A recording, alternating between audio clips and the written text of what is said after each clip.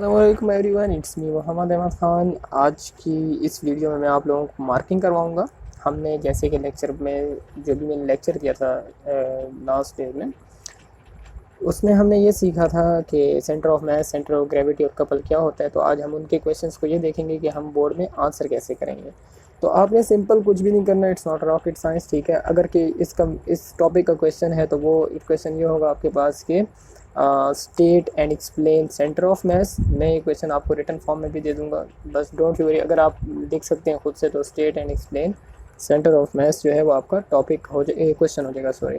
उसमें आपने सबसे पहले हेडिंग देनी है स्टेटमेंट की, और यहाँ से आपने मतलब कि ये आपकी सबसे पहले हो जाएगी स्टेटमेंट, ठीक है। और इसमें आपने मतलब कि ये स्टेटमेंट, ये पिंक बॉक्स जो है ये आपका सारा का सारा स्टेटमेंट हो जाएगा। उसके बाद आपने करना यह है कि आपने मतलब कि एक्सप्लेनेशन की हेडिंग देनी है। एक्सप्लेनेशन फिर आपने यहाँ से लेकर, जहाँ से ये इट इज़ ऑब्जर्व से लेकर आपके पास जो है ये मतलब कि ये पहला पैराग्राफ, और फिर ये सारा भी कंसिडर से लेकर आपका जो अगला पैराग्राफ है ये सारा, ठीक है। ये भी सारा, ये लाइन हटा देंगे बीच में से, ठीक है। ये लाइन क्वेश्चन हटा देंगे और ये यहाँ तक आपने सारा लिखना है। प्लस ये डायग्राम्स जो हैं, ये डायग्राम्स भी आपने बनानी है, ठीक हो गया। और ये डायग्राम भी जो है ये भी आपने बनानी है। तो मेरे ख्याल से आपको पहला क्वेश्चन जो है जिसमें मैंने state and explain centre of mass बताया वो आप समझ गए, और आप इसको अब अपनी नीट कॉपीज़ में कर लें। अगर कि आपको बोर्ड में क्वेश्चन इस तरह से आता है तो आप देखें पहले कि आपके बोर्ड में क्वेश्चन सॉरी लॉन्ग है शॉर्ट है। अगर कि वो कह रहे हैं सिर्फ स्टेट सेंटर ऑफ मास, तो आप बस कोशिश करें कि आप इतना ज़्यादा इसको खींच के ना लेके जाएं। मतलब ये कि इसको अगर एक नंबर का लेट से क्वेश्चन पूछा हुआ है तो इतना लंबा ना लेके जाएं कि बस पूरी कहानी लिख दें। अगर कि लॉन्ग क्वेश्चन है तो फिर सारा लिख दें, ठीक है। बस अपने मतलब कि गिवन जो आपकी कंडीशन है उसको देखते हुए आपने इसको आंसर करना है। अच्छा जी, अगला क्वेश्चन आप लिखेंगे कि मतलब कि आपने लिखना है state and explain centre of gravity. उसी तरह आपने यहाँ से यहाँ तक जो है ये पिंक बॉक्स जो है ये आपका स्टेटमेंट हो जाएगी, सही हो गया। और ये आपके पास यहाँ से लेकर जो यहाँ तक है मतलब कि यहाँ तक आपके पास ये सारी की सारी एक्सप्लेनेशन हो जाएगी। ओहो भाई पेन ना रुक जाना क्योंकि मैं वीडियो बना रहा हूँ। अच्छा जी, एक्सप्लेनेशन हो जाएगी तो ये यहाँ से लेकर बॉडी से लेकर इक्विलिब्रियम तक आपके पास जो है ये सारी एक्सप्लेनेशन हो जाएगी। और ये डायग्राम भाई बनानी है, ठीक है। ये थोड़ी इरेगुलर है, इसमें जो है ना ये पार्टिकल ये जो ब्लैक आपके पास जो ये एरो नज़र आ रहे हैं ना, मैं करीब करके दिखा देता हूँ आप लोगों को। ये जो है ये मतलब कि कुछ समझ में आ जाए बस आप लोगों को, ये काफ़ी है। ये जो एरो छोटे छोटे ब्लैक नज़र आ रहे हैं ना, तो ये जो है मतलब कि ये आपके पास जो है ये छोटे पार्टिकल्स का वेक्टर्स हैं। और ये जो रेड रंग का बड़ा पार्टिकल है, ये सॉरी वेक्टर है, ये बड़े एक जो सेंटर ऑफ ग्रेविटी है उसके लिए रिजल्टेंट वेक्टर होता है। तो आप लोगों को मैंने समझाया हुआ है और आप लोगों को उम्मीद है कि ये आप लोगों को आता है। असल में ये है कि जब मैं करीब लेके आ रहा हूँ ना, तो वो मतलब कि ये मैंने इसकी जो फोकसिंग है वो फिक्स की हुई है, तो वो मतलब कि उसको ब्लर कर दे रहा है। तो आप लोगों के पास अपनी बुक्स तो होंगी ना, तो आप अपनी बुक्स में देख सकते हैं। अच्छा जी, इसी क्वेश्चन के साथ फिर आपने लिखना है, आपने हेडिंग देनी है centre of gravity of some symmetrical objects.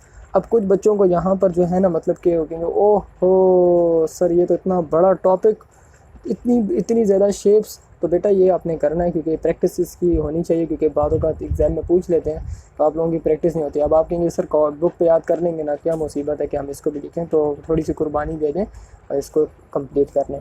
अच्छा जी, ये कह रहे हैं सॉरी, यहाँ से लेकर, यार तुमसे मैं एक बहुत ज़्यादा तंग हूँ यार, आज तो मैं तुम्हें नहीं छोड़ूंगा। किधर है, एक मिनट, अंदर चली गई है। बाहर निकलो, बाहर बाहर बाहर मर जाओगे भाई, मर जाओगे, बाहर निकलो ना। ये बाहर आ गए। अच्छा जी, तो एक ये नहीं छोड़ते हैं, मैं ज़मीन पे बंदा बैठ जाए तो फिर बस ये पीछा नहीं छोड़ते हैं।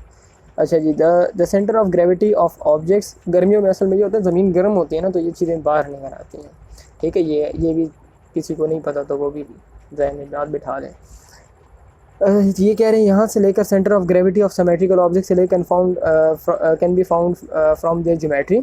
उसके बाद फिर आपने फॉर एग्जांपल ये जो कह रहे हैं ना, फॉर एग्जांपल आपने ये पॉइंट्स में लिखना होगा। The centre of gravity of uniform rod, आपने लिखना होगा कि फॉर एग्जांपल मतलब कि ये लिख लिया आपने, एंड आपने फिर उसके बाद लिखना होगा फॉर एग्जांपल, और उसके बाद फिर आपने पॉइंट नंबर रोमन में 1 देना होगा, और फिर आगे से ये लिखना होगा the centre of gravity of a uniform, यहाँ से लेकर ये आपने मतलब कि ये इसके साथ ये बनाना होगा। इसके बाद फिर आपने अगला जो है अगला point the centre of gravity of a uniform square और rectangular shape is a point, मतलब कि ये आपने लिखना होगा, और इसके साथ जो है आपने फिगर्स बनानी होगी, मतलब ये कि आपने सेकंड पॉइंट। इसी तरह फिर आपने ये हर एक के लिए पॉइंट्स वाइज जो है मतलब कि यहाँ पर इनकी इन्फॉर्मेशन दी हुई है ना, आपने पॉइंट वाइज जो है इनको लिखते जाना है। 1 2 3 रोमन में पहले अगर मैंने रॉड के लिखे हैं तो 1, इसके स्क्वायर के लिखा है 2, रेक्टेंगल के लिए 3, सर्कल के लिए 4, मतलब कि यहाँ पे जो इन्फॉर्मेशन दी है तो आपने इसके हिसाब से पॉइंट्स बना के लिखते जाना और साथ साथ इनकी डायग्राम्स भी बनाती जानी है। तो समझ में आ गया, ये सेंटर ऑफ ग्रेविटी का जो क्वेश्चन है ये इस तरह से कंप्लीट हो जाएगा। इस टॉपिक को फिलहाल छोड़ देते हैं, इंशाल्लाह ये मैं एक्सप्लेन कर दूँगा, ये एक्टिविटी है और उसमें हम इंशाल्लाह इसको कर लेंगे।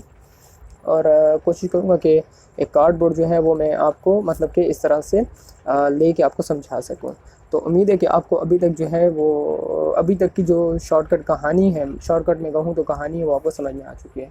अब हमने क्या करना है, अब हमने ये करना है कि अपना नेक्स्ट क्वेश्चन लिखना है। इस नेक्स्ट क्वेश्चन में अब हमारे पास जो है ये कपल आ रहा है, तो आपने लिखना है कि डिफ़ाइन कपल, ये ठीक है, डिफ़ाइन कपल कर दें, define couple and explain the process of couple. ये मैं क्वेश्चन आपको दे दूंगा, मतलब कि लिखे रिटन फॉर्म में दे दूंगा। अगर के लिख सकते हैं तो वेल एंड गुड, के define couple and explain the process of couple. तो जो उसकी स्टेटमेंट है या डेफिनेशन है, स्टेट कपल या डेफिनेशन जो है वो आपके पास स्टेटमेंट अगर करते हैं तो यहाँ से लेकर ये पिंक बॉक्स जो है ये आपके पास उसकी स्टेटमेंट हो जाएगी। सही हो गया ना? तो ये आपके पास उसकी स्टेटमेंट हो जाएगी जो कि हमने कपल के लिए पढ़ा है। इसके बाद आप इसको मतलब कि इस तरह से कहेंगे कि ये आपके पास जो है ये मतलब ये इसकी एग्जांपल हो जाएगी, ठीक है। ये इसके एक स्टेटमेंट लिखने के बाद आपने ये यहाँ से लेकर यहाँ तक जो है ये इसकी एग्जांपल कर लेना बेटा। उसके बाद फिर आप लोगों ने ये करना है कि आपने मतलब कि ये जो डबल आर्म स्पैनर है इसमें आपने लिखना है प्रोसेस ऑफ कपल, भी इसको हेडिंग दे सकते हैं। इसके अलावा आप इसको ये हेडिंग दे दें, टॉर्क ड्यू टू कपल, मतलब ये कि टॉर्क कपल की वजह से टॉर्क, मतलब कि ये थोड़ा सा लाइट लिख रहे हैं हमारा पेन, मैं आपको बोल के बताया दूँ कि टॉर्क ड्यू टू कपल। और यहाँ से डबल आर्म स्पैनर से लेकर आपने ये सारा जो है मतलब कि ये एंड तक जो है आपके पास सारा का सारा आपके पास जो है ये इसका आंसर है। तो आई होप कि आपको ये सारा समझ आ चुका है, और इसमें जो है मतलब कि आपको ये सारा इन्फॉर्मेशन मैंने लेक्चर में बता दी। अगर किसी ने लेक्चर नहीं देखा तो वो मेन चैनल पर जाकर लेक्चर देख ले, ठीक है। इसके एसोसिएटेड लेक्चर मैंने अपलोड किया हुआ है, तो वो लेक्चर देख ले, तो इंशाल्लाह उसको काफ़ी ज़्यादा हेल्प मिलेगी। तो ये थी सारी की सारी मार्किंग, और अगर कि आपको इसमें कोई मसला हो तो आप कमेंट में बता सकते हैं मुझे कि सर हमें समझ में नहीं आई या फिर हमें कोई मसला है, तो मैं इंशाल्लाह आपको आंसर देने की पूरी कोशिश करूँगा। तो उम्मीद करता हूँ कि आपको वीडियो पसंद आई होगी। मिलते हैं अगली वीडियो में, तब तक के लिए इजाज़त दीजिए। अल्लाह हाफ़िज़।